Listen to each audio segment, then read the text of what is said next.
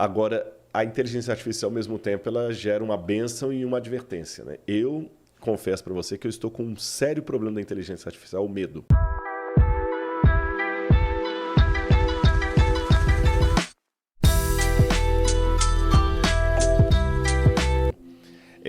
Existem estudos recentes agora de hebraístas, porque a gente também tem que comparar o hebraico bíblico... É isso que eu ia falar, as traduções, As né? traduções e, além das traduções, eu estou falando de um hebraico que não é o hebraico de Rua de Jerusalém hoje.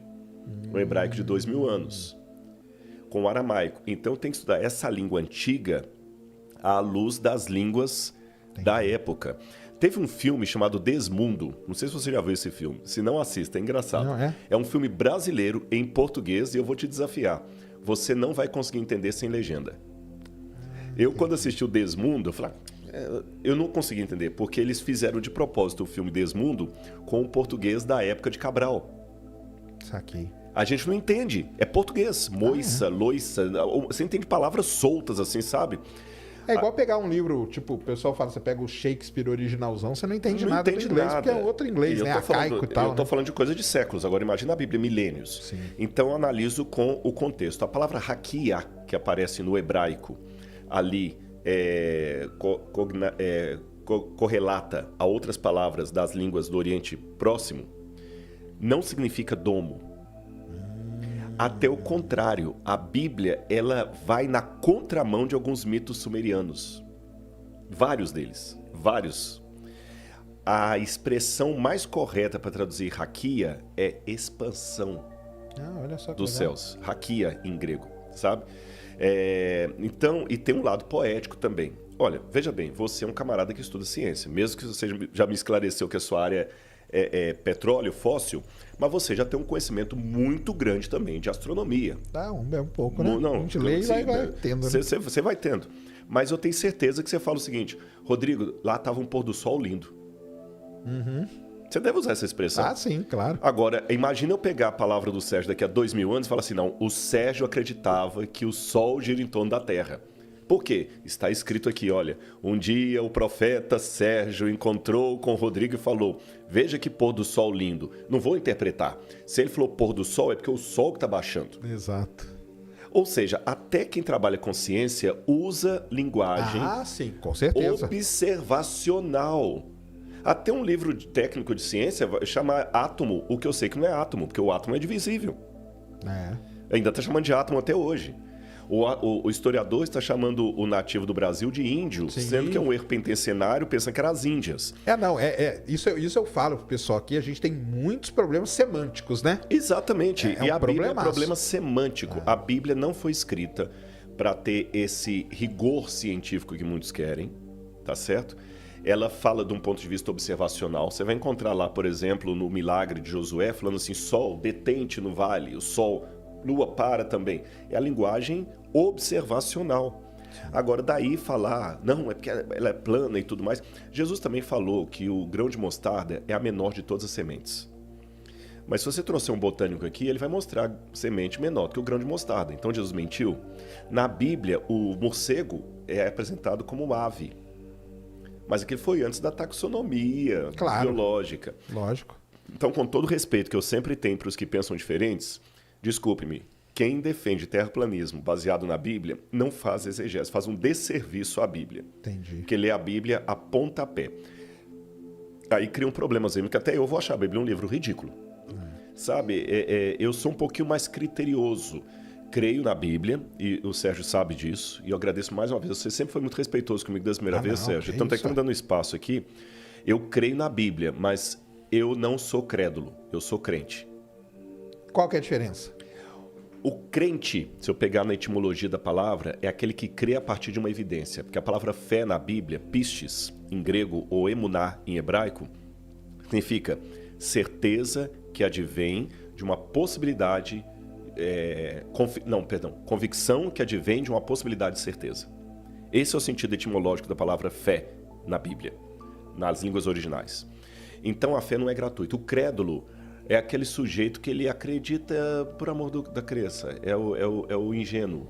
Ele acredita em qualquer coisa. Certo. O crente é uma etapa mais sólida. A fé, por incrível que pareça, ela é um processo mental sofisticado.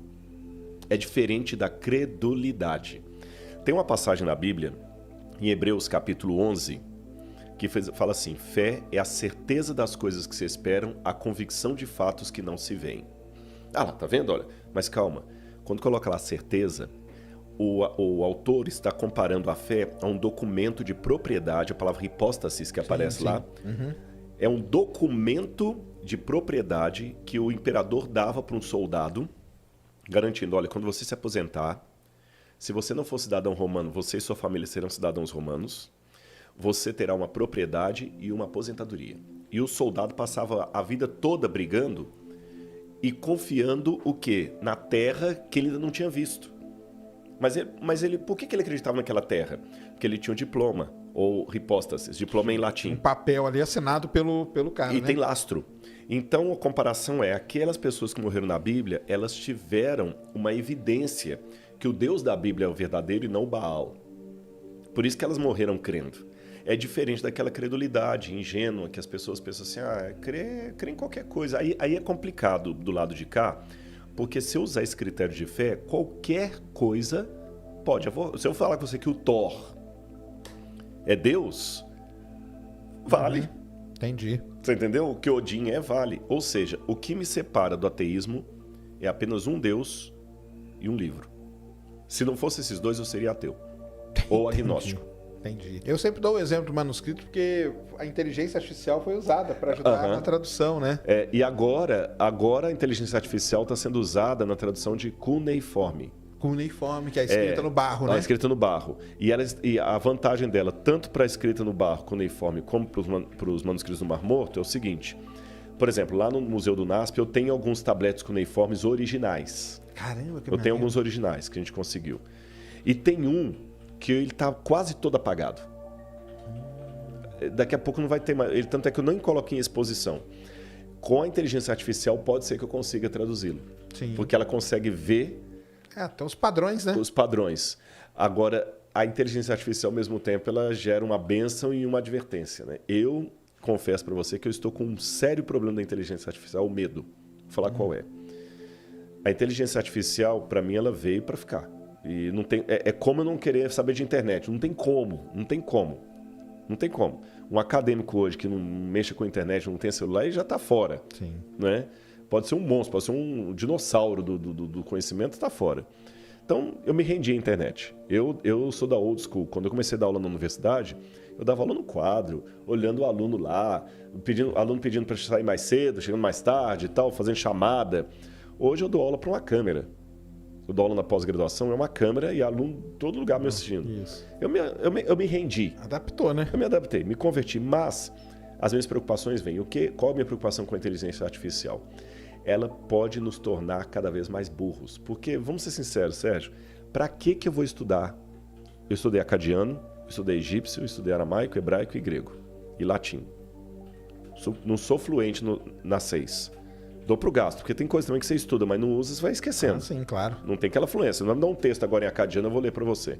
Tem que pegar os léxicos, reestudar, esqueci muita coisa, os fonemas ali. Não, imagina, isso é tudo complicado pra caramba. Agora hoje, eu não precisaria desse esforço. Porque eu coloco no programa ali, ele traduz para mim. Traduz para você, né? Qual que é a tendência? Ter muleta. Não, então, isso aí é um problema sério. Eu estou muito preocupado com isso. Daqui a pouco, muita coisa que você fala de astrofísica, para quê? Eu não preciso do Sérgio. O computador ele vai ler e vai falar, tá tantos anos de luz, distância, blá, blá, blá, blá. É bom que algumas coisas que você demoraria anos para poder fazer o cálculo, ele vai fazer mais rápido. Para análise de dados, ela é impressionante. E na sua área, então, exatamente, ela é muito boa. Só que eu tenho medo dela criar esse desencanto para aprender línguas, por exemplo. Para que eu vou aprender egípcio? Se eu coloco o Google, daqui uns dias eu vou colocar o Google. A Google Câmera, que ela já traduz. Você põe ainda não traduz hieróglifos, mas daqui a pouco... Daqui a pouco vai com a inteligência artificial lá dentro. Então eu tenho esse receio, sem querer ser pessimista demais.